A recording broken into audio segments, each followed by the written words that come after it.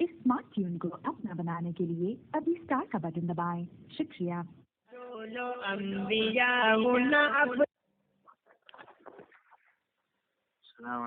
वालेकुम सलाम वरहमतुल्लाहि वबरकातुहू। शेख साहब मोहतरम अल्हम्दुलिल्लाह अल्हम्दुलिल्लाह। तासु खई जी? तासु जी اوس وزګاره یې؟ وای وزګاری او کنه تاسو نه اسه بیا کټیم نه در سره بیا خبره کول زنه غواړم بیا خبره نه خبره کوم. دا یو څو کسانې ماته اوس ګنټیان هم وکړې وایي چې داسې شیخ ابوعافیه صاحب قرات خلف الامام باندې یوه مناظره کړې ده او داسې ګټلې ده. ما ورته ویل چې ما خو نه ده کتلې، خو ته ویلم چې ما سره خو ټیم مې ښودلی و چې قرات خلف الامام باندې به خبرې کوو، خو بیا هغه موضوع د پرېږدولو. هغه مې هغه ټیم دې کوله که نه کوله؟ نو هغه ټیم خو ما کولو، خو بیا تا خپله د صفاتو مسله خوښه کړه. ما ویل چې دا صفاتو مسلې باندې به وکړو. زه په واتساپ کوله خو تا نه کوله که نه؟ واتساپ خبره ده کوم. نه خو اوس به هسې 2 منټه خبرې وکړو په قرات خلف الامام باندې. که تا خوښه یي کله وکړو؟ اوس څه په قرات خلف الامام تا خو مناظره کړې ده، ظاهره خبره ده چې تیاری به دی، تیاری ضرورت نشته. ما خو دا قرات خلف الامام چېرته مناظره نه ده کړې. تا خپله خبره کوم مقصودي تا ټاپک به چېړې مونږ هغه زه دا وایم چې هسې تاسو د قرات خلف الامام ته فرض وایي. مونږ قرات ته فرض نه وایو. نه فاتحه نه قرات ته موضوع قضیه طبیعیه دی که موضوع قضیه محملي؟ یاره خو اوس ته بیا منطق خبرې ته ځې، ته ما خبرې ته خو پرېږده نه هلته مې درنه پوښتنه کړې وه چې لازم موجود ذهني څه ته وایي؟ لازم موجود. ته ما ته دا ووایه چې امام په کې شاته فاتحه وایي فرض دي که واجب دي؟ زمونږ په پښتو کې مثال دی، زمونږ په پښتو کې متل دی چې په اخور دی روشي غاښونه یې مه ګوره. یاره زه په کوم فن کې تپوس کوم تاسو ما په قرات کې زه خو قرات ته فرض نه یم. تا خبره موجوده ده، تا خبره موجوده ده چې د لفظ تقلید چې دی دا بدعي لفظ دی. ټیک شوه؟ اوس د قضیه تبعیه او قضیه حملیه او محمله او د پلنیه دا کوم حدیث کې راغلی؟ دا هم ټول بدعي الفاظ دي. ته ولې استعمالوي؟ قرآن او حدیث راشه که قرآن او حدیث ته ترجمه تلحموني زي ما تاسو کې دلته جهل ده. موږ وایو حکم شرعي په تقلید مو نه ثابتو. حکم شرعي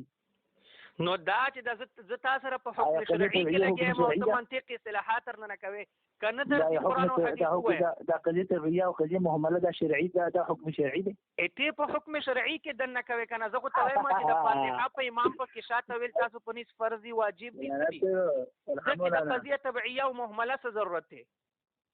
داسې مې درته نه ویل د دې لپاره مې ویل چې ته مطلقه قرات یادې که نه فاتحه یادې سره دې مقصد مې فاتحه خلف الامام زه درته یادوم. ټیک شوه؟ نو تا قرات دراو دنګل زه فاتحه خلف الامام درته یادوم او دا خو د ستاسو دجل دی. فاتحه هم په قرات کې داخله ده او چې ته دا باندې نه پوهېږي زه څه وکړم. بس دا صحیح ده. فاتحه په امام په کې شاته ویل تا فرض دي که واجب دي څه دي؟ ته مقتضی د موضوع طبیعیه او د محملي دا ته نه پېژنې. دې وجې نه دا اصطلاح بدله په تاسو ما که د قضیه طبیعیه یو د قرات د فاتحې خلف الامام د فاتحې کې خبره کوه. بس دا صحیح ده، بس دا صحیح ده. کوی نو طبیعیه او د محملي تعریف درته کوم بیا به ووایې چې ما ته شکست تسلیم کړی. ما سمه د تعریف ته وګورئ بس دا څیزونه ما پکې اوې بس وایې زه تاسو د امام پکې شاته او فاتحه ویل دغه فرض دي. تاسو په نس باندې په امام پکې چې سړی ولاړی مقتدي باندې فاتحه ویل دغه فرض دی. دا رکن دی، رکن فاتحه بالکل رکن دی. یعنی فاتحې نه بغیر لمونځ نه کېږي د مقتدي؟ نه کېږي. څه دلیل دی؟ یو دلیل په ووایه چې ستاسو مضبوط دلیل وي ټولو نه.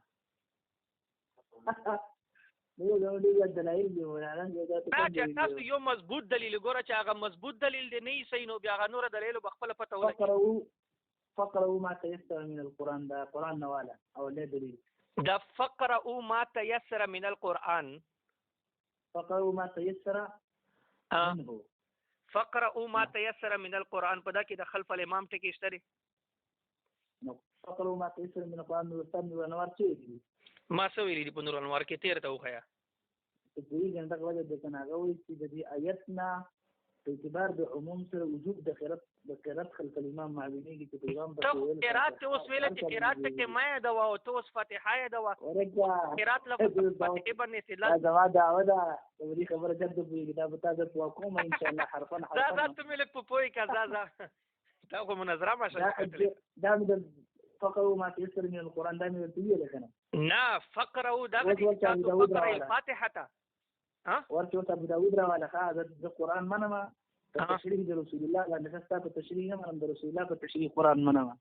ذا ابو داود ويا رسول الله صلى الله عليه وسلم مشي الصلاه تخوله وكنا سي ورته ویلو اته دا عمدان الفقره ما تيسر من القران دا ورته ویلو بیا حدیث د ابو هريره کې راځي چې د فقره ما تيسر من القران تشريح رسول الله په القران سره کړی دا کوم ځای کې دی ته وخیا اوه مشکات اول نمبر دا اخرنه حدیث مشکات ته پریک دا یار مشکات خو خپل غنه دي کنه په سند سره حدیثونه خو صحیح اصل کتاب ولا پیش کړه دا ته په یادو باندې ستاسو په یادو موږ تاسو هم په یادو لګیم یادو ما سند نه یاد کړی نو ځان بس درو غوې درو انا درو ته دا څه ویل غواړم دا اوس خبرې دا اصل کتاب حواله پیش کړه یار اصل کتاب مشکات اول نمبر جلد دی اول نمبر نو مشکات خو اصل نه دی مشکات خو د بل نر نقل کوي مشکات ولا خو ناقل دی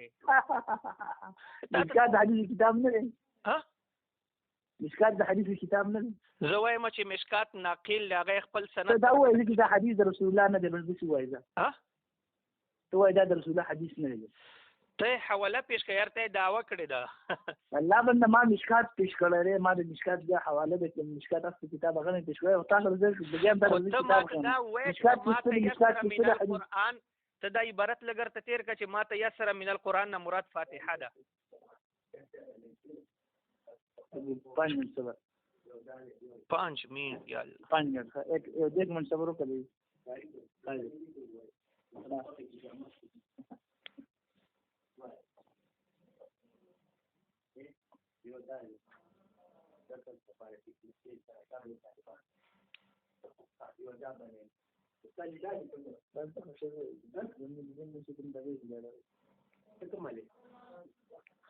ترحموا يوم من رستو كخيون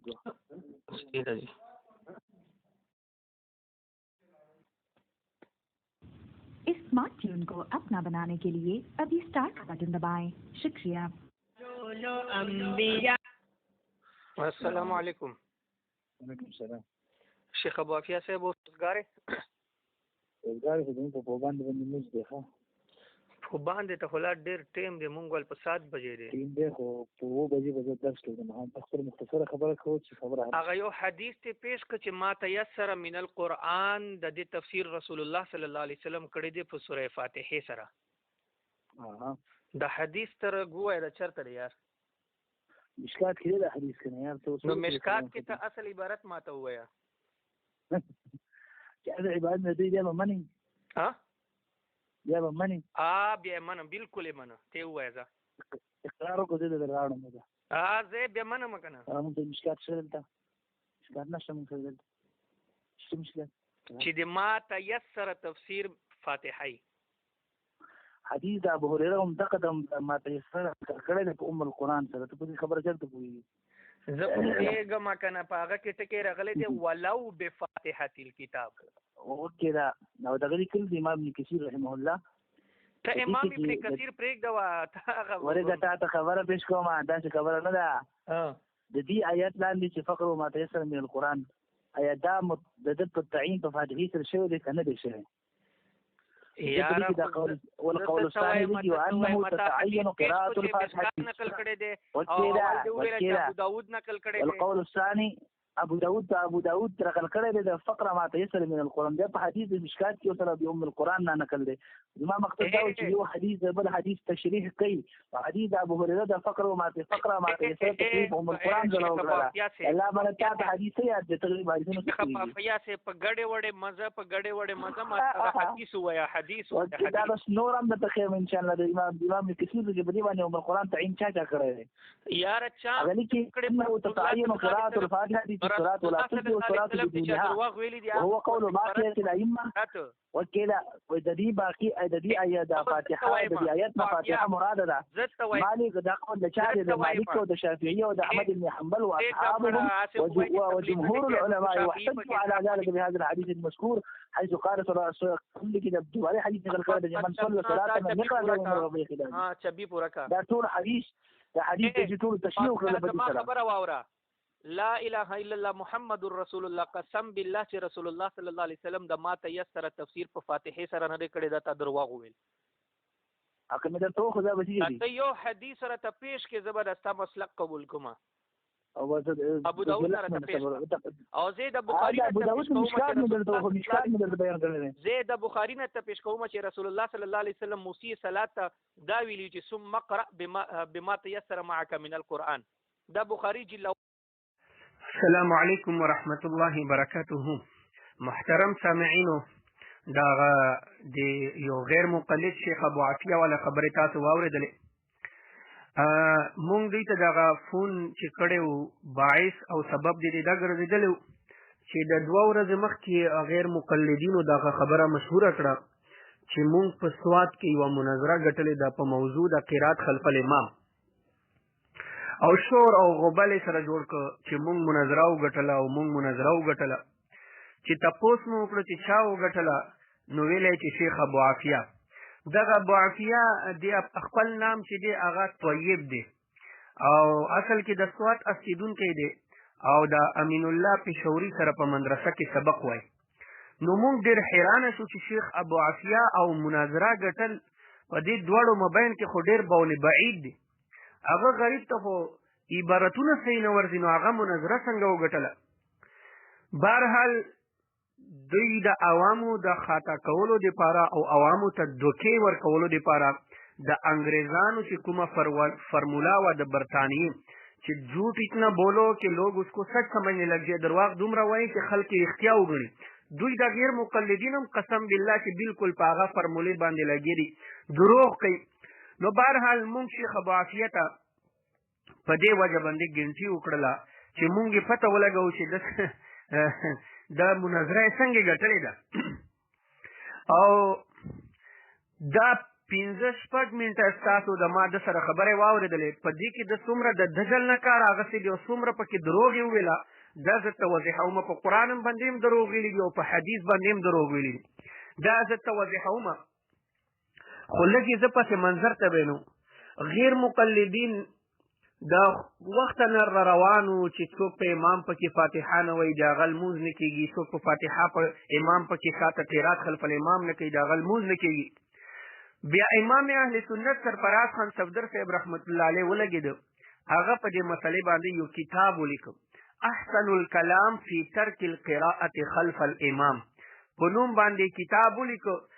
او داسې له جوابه کتاب و چې د غیر مقلدینو خولې بند کړلې او د دې احسن الکلام جواب 2 غیر مقلدینو لیکلی یو مولانا ارشاد الحق اثری غیر مقلد دی هغه هم د احسن الکلام جواب ولیکه په نام د توضیح الکلام او بل د ارشاد الحق اثری غیر مقلد استاد دی مولانا محمد گوندلی هغه کتاب ولیکه د احسن الکلام په جواب کې په نام د خیر الکلام خو جواب یې څه بس هتیار یې وترېل دا توضیح الکلام والا په توضیح الکلام کې په جلد اول کې او په صفحه 517 باندې خپله لیکي دا د جواب لیکلی دی خپله لیکي وایي چې د امام د بخاري رحمت الله علیه د زمانې نه اونسه تر نن پورا تمام محققین علماء اہل حدیث میں سے کسی نے یہ نہیں کہا کہ جو فاتحہ نہ پڑھے وہ بے نماز کافر ہے وایي چې یو محقق عالم هم دا فتوا نه ده ورکړې چې په امام پکې څوک شاته فاتحه نه وایي هغه لمونځ نه کېږي کافر دی بل توضیح الکلام په اول جلد کې او په صفحه 100 باندې وایي چې بلا شبہ جمهور امام کے پیچھے وجوب فاتحہ کے قائل نہیں وایي چې یقیني خبره ده چې جمهور صحابه تابعین تبع تابعین فقها محدثین مفسرین مذهب دغه دی چې په امام پکې شاته فاتحه ویل واجب نه دي دا د خیر مقلد خپل اقرار وکړ الله دومره دی هغه که او دې کتاب باندې د توضیح الکلام باندې د غیر مقلدینو غټو علماء کرامو په دې باندې تقریزونه دي چې سړی ورته حیران شي.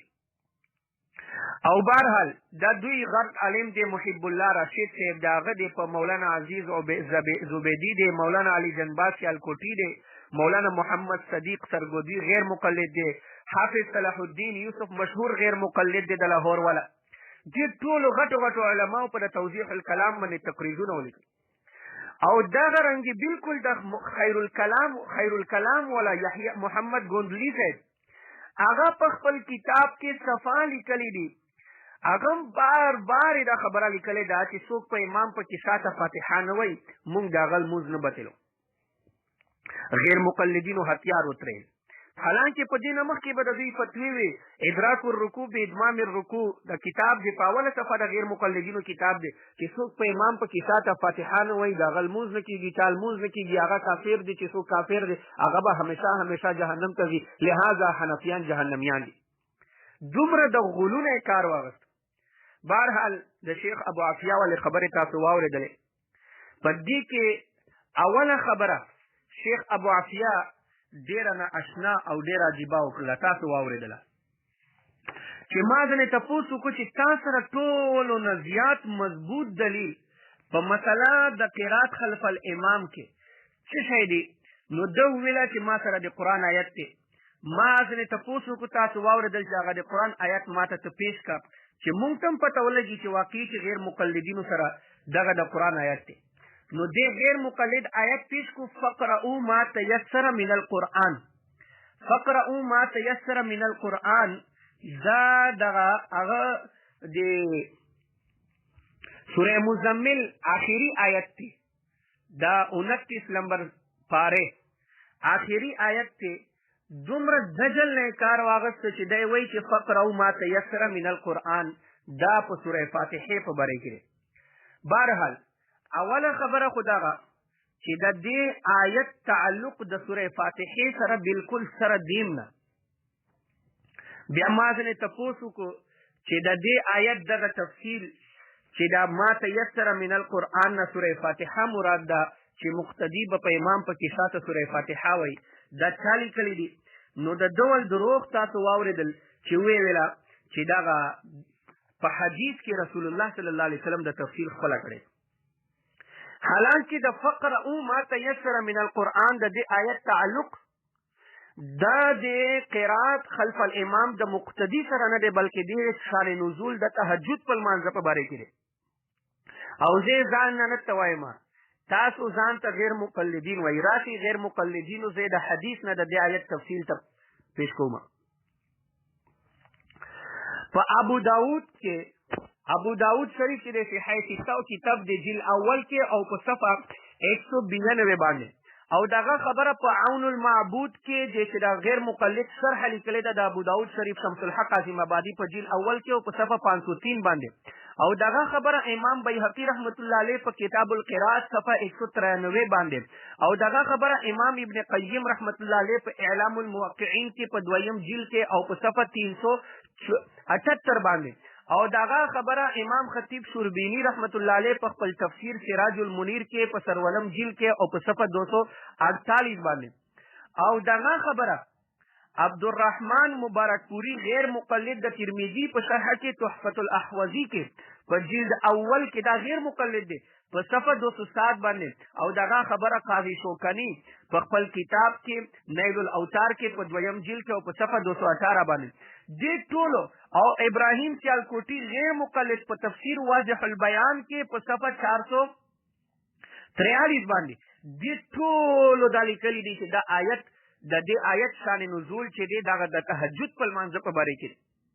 لہذا غیر مقلدینو د قرآن باندې دروغ ویل دغه پرېږدوئ. قسم بالله چې ما د ابو عافیه ولې خبرې واورېدلې ما یقین نور هم پوخ شو په هغه خبره باندې چې د خپله غیر مقلد چې د دوی شیخ التفسیر دی جوناګړي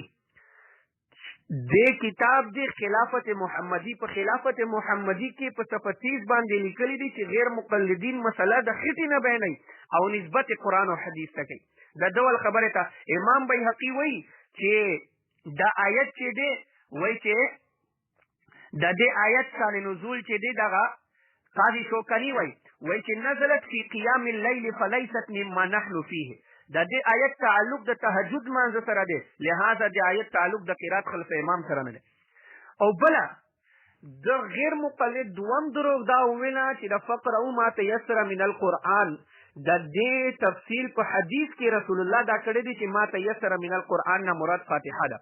زه وایم چې لعنت الله علی الکاذبین په قرآن هم دروغ وویله په الله رسول باندې هم دروغ وویله نو دې ته به ته اهل حدیث څنګه وایي هغه خبره ده چې کومه دوی غیر مقلد لیکلې ده په خلافت محمدي صفتیز باندې چې دغه خلق مسله د خېټې نه بیانوي او نسبت قرآن او حدیث ته کوي او په دغه خلافت محمدي کې په صفتیز باندې دغه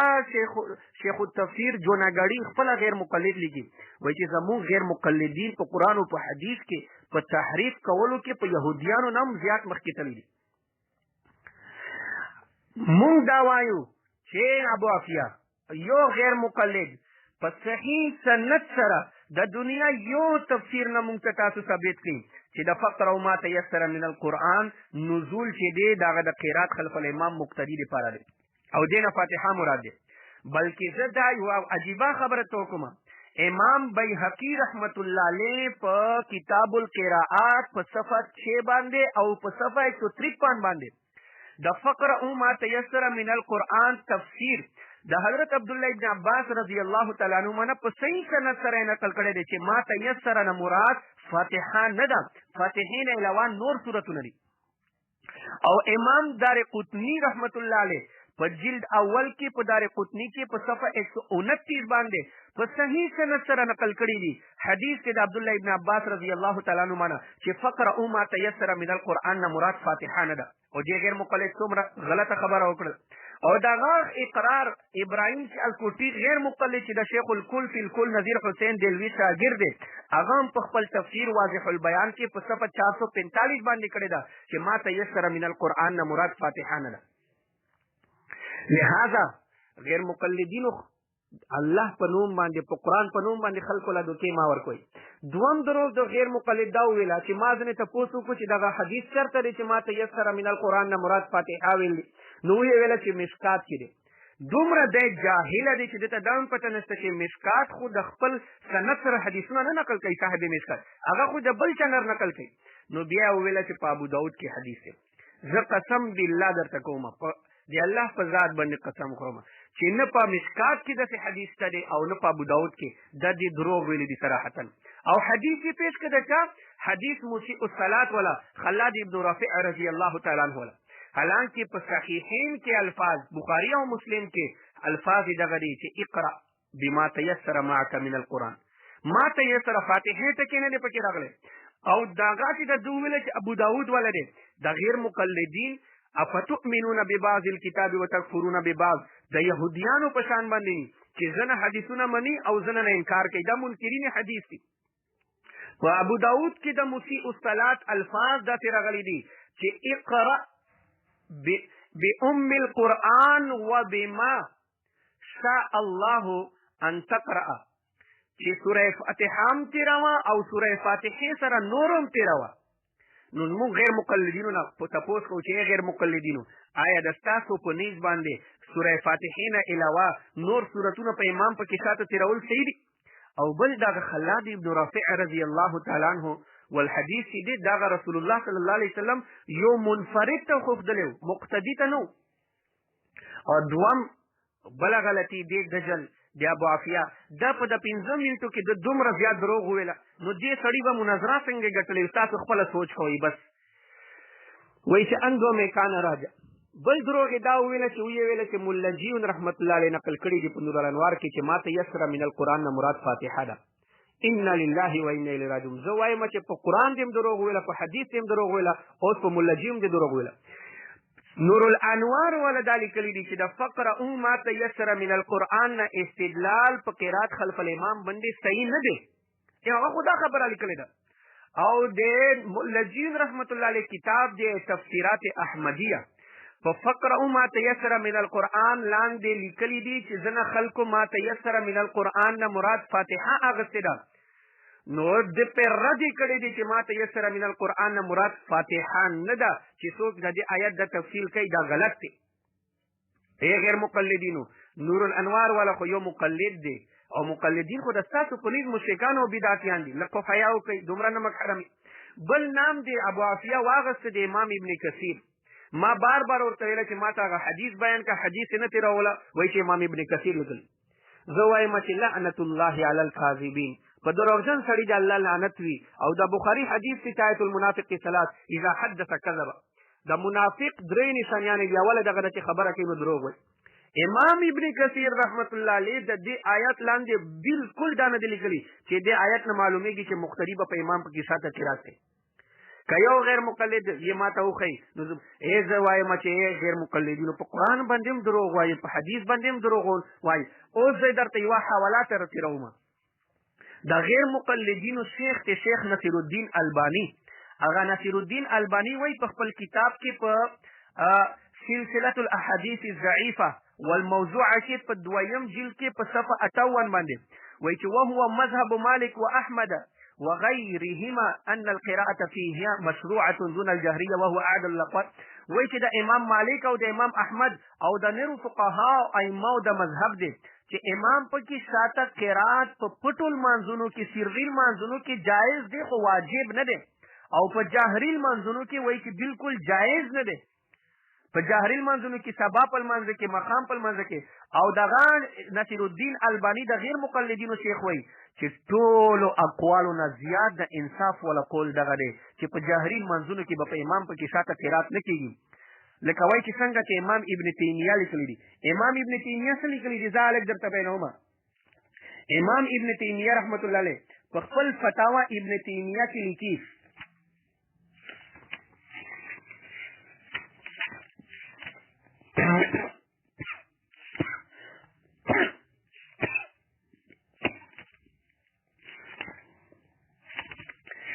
دا امام ابن تیمیه رحمت الله علیه په فتاوا ابن تیمیه فتاوا شیخ الاسلام مجموع الفتاوا په دویم جلد کې په صفحه 148 باندې لیکي وایي چې کوم سړی په امام په کې شاته په جهریل منځونو کې قرات کوي هغه په مثال د خره دی